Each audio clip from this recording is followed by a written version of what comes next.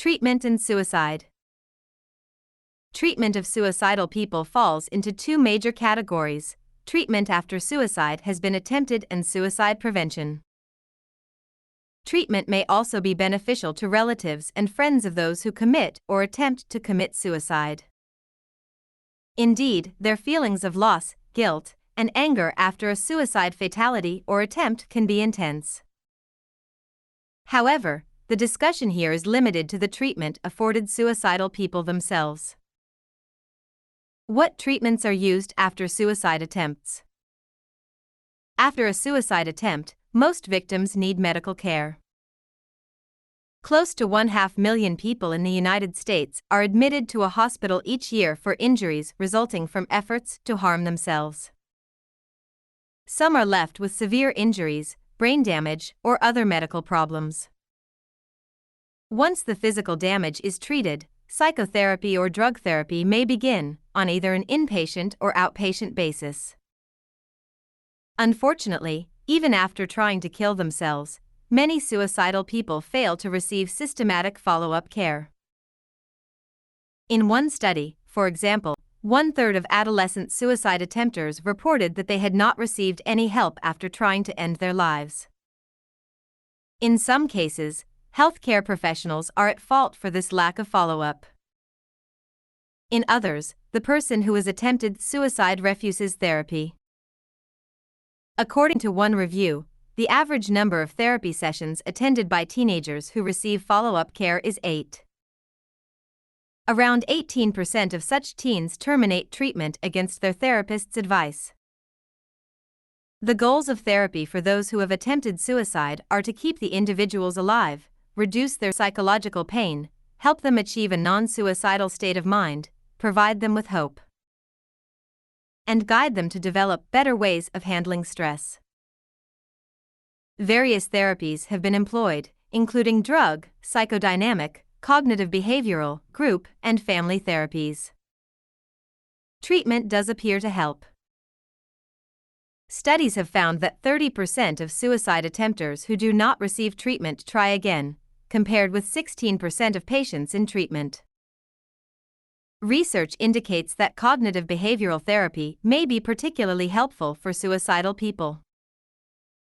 This type of therapy focuses largely on the painful thoughts, sense of hopelessness, dichotomous thinking, poor coping skills, weak problem-solving abilities, and other cognitive and behavioral features that characterize suicidal people. Using elements of Beck's cognitive therapy, the therapists may help their suicidal clients to assess, challenge, and change many of their negative attitudes into logical thinking processes. Applying the principles of mindfulness-based cognitive therapy. The therapists may also guide the clients to become acutely aware of the painful thoughts and feelings that stream through their minds and to accept many such thoughts and feelings, rather than try to eliminate them. Acceptance of this kind is expected to increase the client's tolerance of psychological distress. And finally, employing therapy exercises, homework assignments, and other cognitive behavioral tools, the therapists may try to teach clients better coping and problem-solving skills. What is suicide prevention? During the past 50 years, emphasis around the world has shifted from suicide treatment to suicide prevention. In some respects, this change is most appropriate. The last opportunity to keep many potential suicide victims alive comes before their first attempt. The first suicide prevention program in the United States was founded in Los Angeles in 1955. The first in England, called the Samaritans, was started in 1953. There are now hundreds of suicide prevention centers in the United States and England. In addition, many of today's mental health centers, hospital emergency rooms, pastoral counseling centers, and poison control centers include suicide prevention programs among their services. There are also hundreds of suicide hotlines, 24-hour-a-day telephone services, in the United States. Callers reach a counselor, typically a paraprofessional person trained in counseling but without a formal degree who provides services under the supervision of a mental health professional. Suicide prevention programs and hotlines respond to suicidal people as individuals in crisis, that is, under great stress, unable to cope, feeling threatened or hurt, and interpreting their situations as unchangeable. Thus, the programs offer crisis intervention. They try to help suicidal people see their situations more accurately, make better decisions, act more constructively, and overcome their crises. Because crises can occur at any time, the centers advertise their hotlines and also welcome people who walk in without appointments. Some prevention centers and hotlines reach out to particular suicidal populations. The Trevor Lifeline, for example, is a nationwide, around-the-clock hotline available for LGBTQ, lesbian, gay, bisexual, transgender, and questioning teenagers who are thinking about suicide. This hotline is one of several services offered by the Trevor Foundation, a wide-reaching organization dedicated to providing support, guidance, and information and promoting acceptance of LGBTQ teens. The public sometimes confuses suicide prevention centers and hotlines with online chat rooms and forums, message boards, to which some suicidal people turn. However, such online sites operate quite differently, and in fact, most of them do not seek out suicidal people or try to prevent suicide. Typically, these chat rooms, where users communicate in real time, and forums, where users post messages without interacting directly, are not prepared to deal with suicidal people. Do not offer face-to-face support, do not involve professionals or paraprofessionals, and do not have ways of keeping out malevolent users. Today, suicide prevention takes place not only at prevention centers and hotlines but also in therapists' offices. Suicide experts encourage all therapists to look for and address signs of suicidal thinking in their clients, regardless of the broad reasons that the clients are seeking treatment. With this in mind, a number of guidelines have been developed to help therapists effectively uncover, assess, prevent, and treat suicidal thinking and behavior in their daily work. Although specific techniques vary from therapist to therapist and from prevention center to prevention center, the approach developed originally by the Los Angeles Suicide Prevention Center continues to reflect the goals and techniques of many clinicians and organizations. During the initial contact at the center, the counselor has several tasks. Establish a positive relationship. As callers must trust counselors in order to confide in them and follow their suggestions, counselors try to set a positive and comfortable tone for the discussion. They convey that they are listening, understanding, interested, non-judgmental, and available. Understand and clarify the problem. Counselors first try to understand the full scope of the caller's crisis and then help the person see the crisis in clear and constructive terms. In particular, they try to help callers see the central issues and the transient nature of their crises and recognize the alternatives to suicide. Assess suicide. Potential crisis workers at the Los Angeles Suicide Prevention Center fill out a questionnaire, often called a lethality scale, to estimate the caller's potential for suicide. It helps them determine the degree of stress the caller is under, the caller's relevant personality characteristics, how detailed the suicide plan is, the severity of symptoms, and the coping resources available to the caller. Assess and mobilize the caller's resources. Although they may view themselves as ineffectual, helpless, and alone, people who are suicidal usually have many strengths and resources, including relatives and friends. It is the counselor's job to recognize, point out, and activate those resources. Formulate a plan. Together, the crisis worker and caller develop a plan of action. In essence, they are agreeing on a way out of the crisis, an alternative to suicidal action. Most plans include a series of follow-up counseling sessions over the next few days or weeks, either in person at the center or by phone. Each plan also requires the caller to take certain actions and make certain changes in his or her personal life. Counselors usually negotiate a no-suicide contract with the caller, a promise not to attempt suicide, or at least a promise to re-establish contact if the caller again considers suicide. Although such contracts are popular, their usefulness has been called into question in recent years. In addition, if callers are in the midst of a suicide attempt, counselors try to find out their whereabouts and get medical help to them immediately. Although crisis intervention may be sufficient treatment for some suicidal people, longer-term therapy is needed for most. If a crisis intervention center does not offer this kind of therapy, its counselors will refer the clients elsewhere. As the suicide prevention movement spread during the 1960s, many clinicians came to believe that crisis intervention techniques should also be applied to problems other than suicide. Crisis intervention has emerged during the past several decades as a respected form of treatment for such wide-ranging problems as drug and alcohol abuse, rape, and spouse abuse.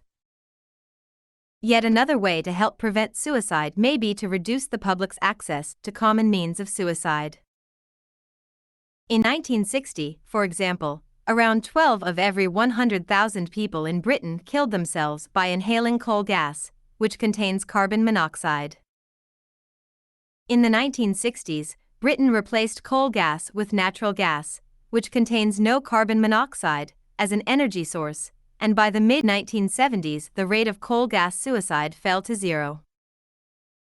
In fact, England's overall rate of suicide, at least for older people, dropped as well. On the other hand, the Netherlands' drop in gas-induced suicides was compensated for by an increase in other methods, particularly drug overdoses.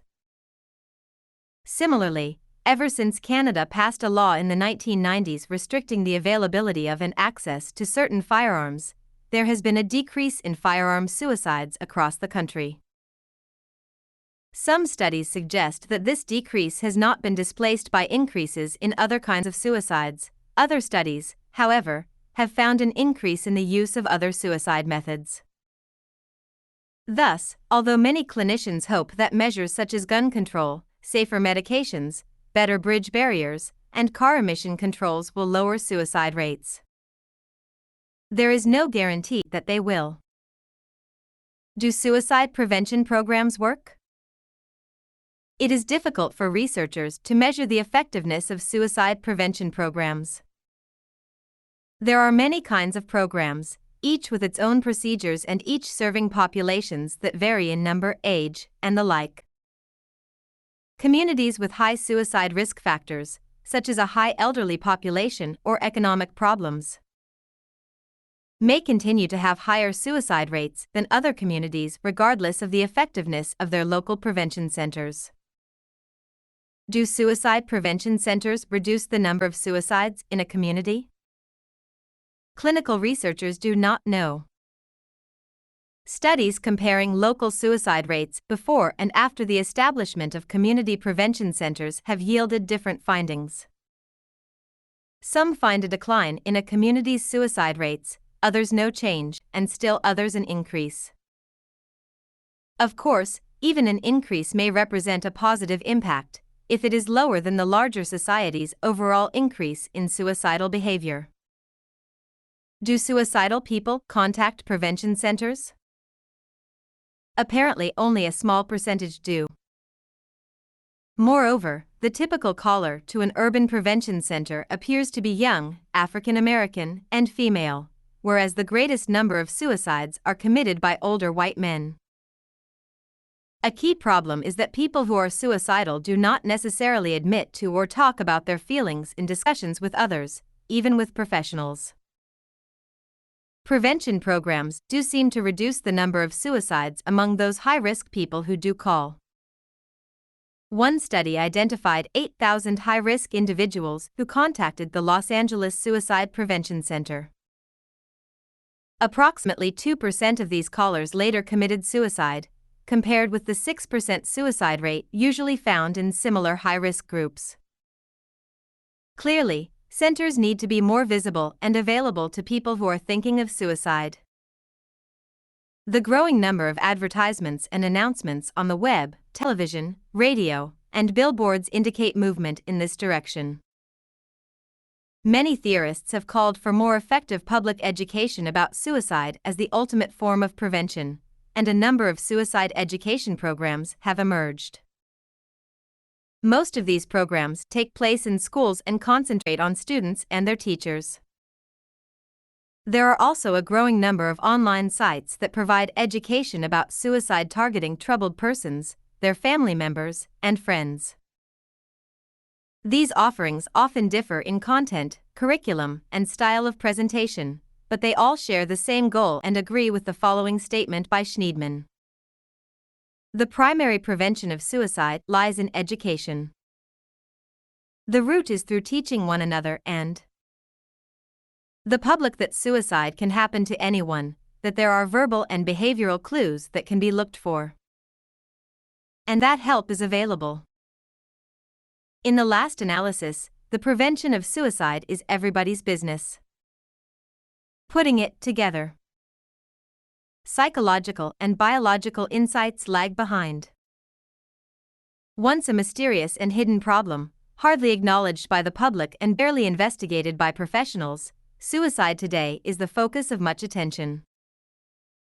During the past 40 years in particular, investigators have learned a great deal about this life-or-death problem. In contrast to most other problems covered in this textbook, suicide has received much more examination from the sociocultural model than from any other. Sociocultural theorists have, for example, highlighted the importance of societal change and stress, national and religious affiliation, marital status, gender, race, and the mass media. The insights and information gathered by psychological and biological researchers have been more limited. Although sociocultural factors certainly shed light on the general background and triggers of suicide, they typically leave us unable to predict that a given person will attempt suicide. Clinicians do not yet fully understand why some people kill themselves while others in similar circumstances manage to find better ways of addressing their problems. Psychological and biological insights must catch up to the sociocultural insights if clinicians are truly to explain and understand suicide. Treatments for suicide also pose some difficult problems. Clinicians have yet to develop clearly successful therapies for suicidal people. Although suicide prevention programs certainly show the clinical field's commitment to helping those who are suicidal, it is not yet clear how much such programs actually reduce the overall risk or rate of suicide. At the same time, the growth in the amount of research on suicide offers great promise. And perhaps most promising of all, clinicians are now enlisting the public in the fight against this problem. They are calling for broader public education about suicide for programs aimed at both young and old. It is reasonable to expect that the current commitment will lead to a better understanding of suicide and to more successful interventions. Such goals are of importance to everyone. Although suicide itself is typically a lonely and desperate act, the impact of such acts is very broad indeed. Summing up. What is suicide?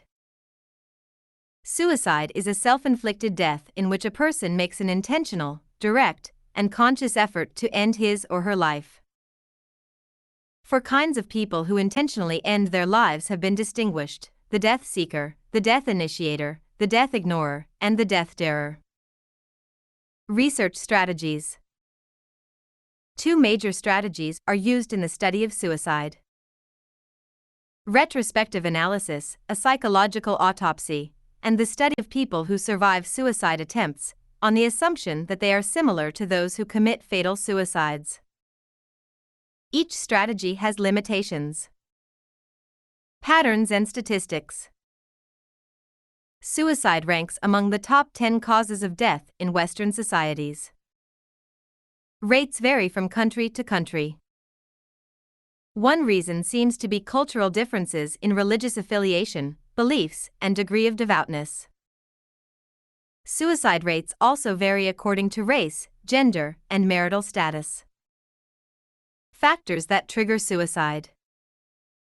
Many suicidal acts are triggered by the current events or conditions in a person's life. The acts may be triggered by recent stressors, such as loss of a loved one and job loss, or long-term stressors, such as serious illness, an abusive environment, and job stress. They may also be preceded by changes in mood or thought, particularly increases in one's sense of hopelessness.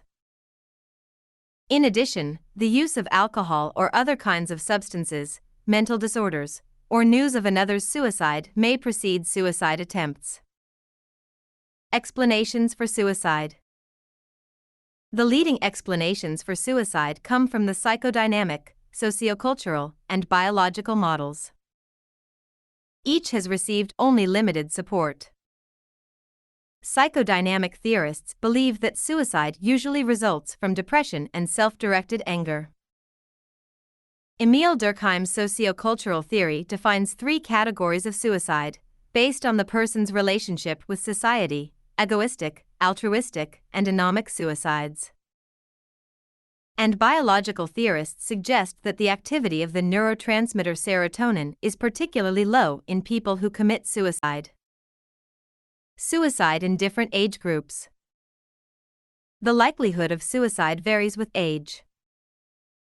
It is uncommon among children, although it has been increasing in that group during the past several decades. Suicide by adolescents is more common than suicide by children, but the numbers have been decreasing over the past decade. Adolescent suicide has been linked to clinical depression, anger, impulsiveness, major stress, and adolescent life itself. Suicide attempts by this age group are numerous. The high attempt rate among adolescents and young adults may be related to the growing number and proportion of young people in the general population, the weakening of family ties, the increased availability and use of drugs among young people, and the broad media coverage of suicide attempts by the young.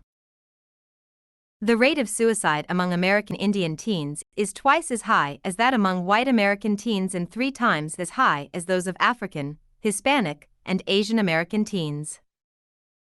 In Western societies, the elderly are more likely to commit suicide than people in any other age group.